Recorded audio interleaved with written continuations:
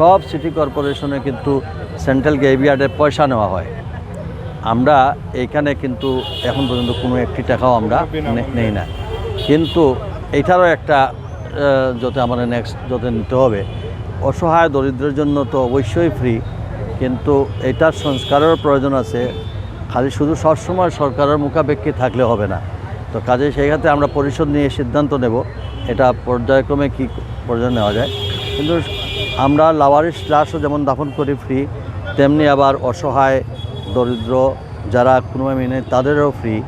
কিন্তু যাদের অবস্থা আছে তারাও যদি একটু একটু কন্ট্রিবিউশন করেন, যেভাবে মসজিদে করতেছেন, মন্দিরে করতেছেন, তাহলে এইখানে সংস্কার কাজে আরও সুবিধা। যেমন আমরা এখানে মরচয় করতে যাচ্ছি, মরচয় যদি করতে যাই 1-4টা মরচয়তে অনেক টাকার প্রয়োজন।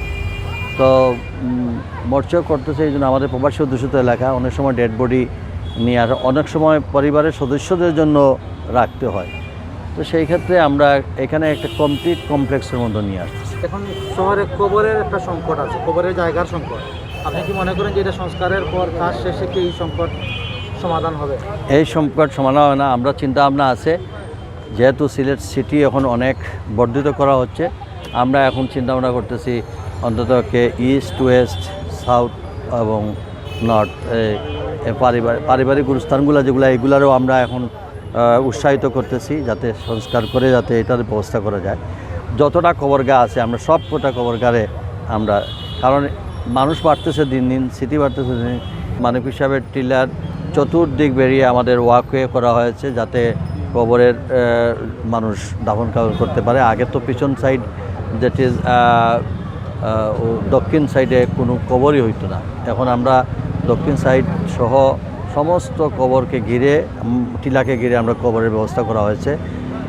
এখন এ ব্লকটা শুরু হলো, পরবর্তীতে আমরা এই যে সামনের যে অংশটুকু, এগুলো আমরা পর্যায়ক্রমে একটা একটা করে কাজ শুরু করব। এখন ইতিমধ্যে মরচুয়ে এবং গোসলখানা এবং পিছনের বাউন্ডারি ওয়াকওয়ে এবং পিছন দিকে আমাদের বেশ কিছু কবরের ব্যবস্থা করা হয়েছে এবং এই কাজ আমাদের কন্টিনিউয়াস প্রসেসে এটা পর্যায়ক্রমে শেষ হবে ইনশাআল্লাহ।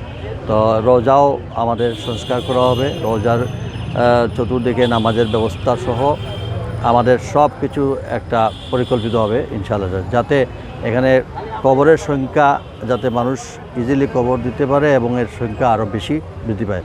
এইটা করাতে আমাদের প্রায় 3,500-এর মতো আমরা এইখানেই করতে পারবো। পিছন দিকে মহলে আবদুল্লাহ, কুমারপাড়া, মক্তব গল্লি, এই সাইডের কাজীটুলা, এইগুলার এরিয়ার এই পিছন দিকে আরও বিশাল ব্যবস্থা করা হয়েছে। ইনশাআল্লাহ সবটা শেষ হলে পরে আপনারা দেখবেন এটা অত্যন্ত সময় উপযোগী একটা সিদ্ধান্ত।